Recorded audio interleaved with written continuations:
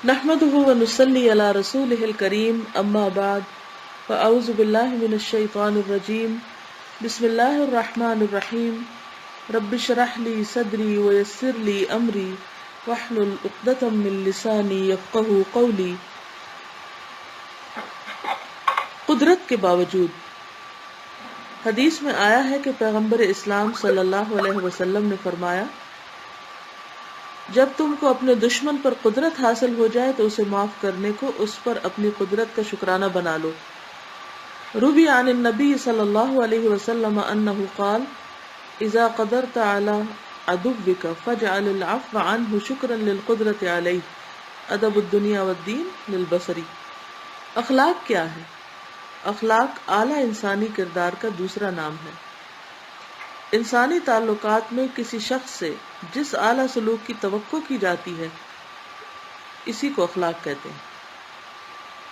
بہت خوبصورت بات ہے۔ انسانی تعلقات یعنی جیسے ہسبینڈ وائف کا تعلق ہے، بہن بھائیوں کا، ماں باپ کا، بچوں کا، تو اس میں کسی شخص سے جس اعلیٰ سلوک کی توقع کی جاتی ہے یعنی دوسرے سے اعلیٰ کردار کی یا اعلیٰ معاملے کی، اسی کو اخلاق کہتے ہیں۔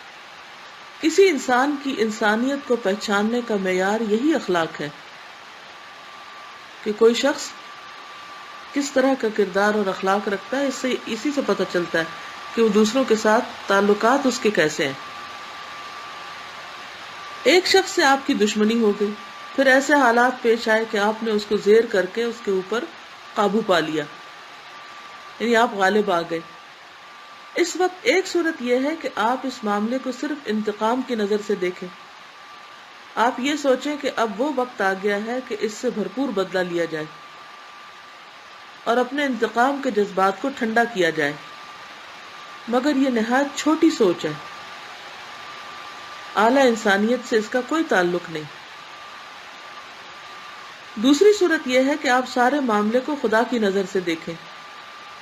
آپ اپنی کامیابی کو خدا کی طرف سے ملی ہوئی کامیابی سمجھیں کہ اللہ نے آپ کو اس مقام پہ پہنچایا کہ دوسرے کو آپ کے سامنے مغلوب کر دیا۔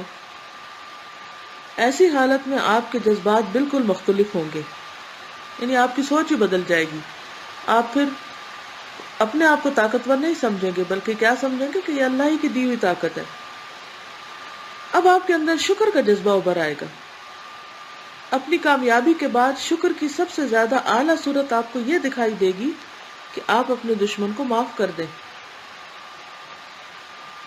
قابو پانے کے باوجود دشمن کو معاف کر دینا کوئی سادہ بات نہیں، یہ ایک زبردست قربانی کا معاملہ ہے۔ اس کے لیے باہر کے دشمن کو کچلنے کی بجائے خود اپنے نفس کو کچلنا پڑتا ہے۔ یعنی آپ نے کسی سے انتقام لینا ہے، کسی کو نیچا دکھانا ہے تو اپنے نفس کو دکھا دیں۔ اپنے اندر بھڑکتی ہوئی انتقام کی آگ کو ٹھنڈا کرنے کے بعد ہی کسی کے لیے یہ ممکن ہوتا ہے کہ وہ قابو پانے کے بعد یعنی دوسرے کے اوپر چھا جانے، کنٹرول کر لینے کے بعد بھی اپنے دشمن کو معاف کر دے۔ معاف کرنا ایک نیکی ہے، اور قدرت کے باوجود معاف کرنا سب سے بڑی نیکی، کہ انسان کے اندر طاقت ہو، بدلہ لے سکتا ہو، لیکن پھر بھی معاف کر دے۔ تو اللہ تعالیٰ سے دعا ہے کہ اللہ ہمیں بھرپور عمل کی توفیق عطا فرمائے۔ وآخر دعوانا ان الحمد للہ رب العالمین۔ السلام علیکم ورحمۃ اللہ وبرکاتہ۔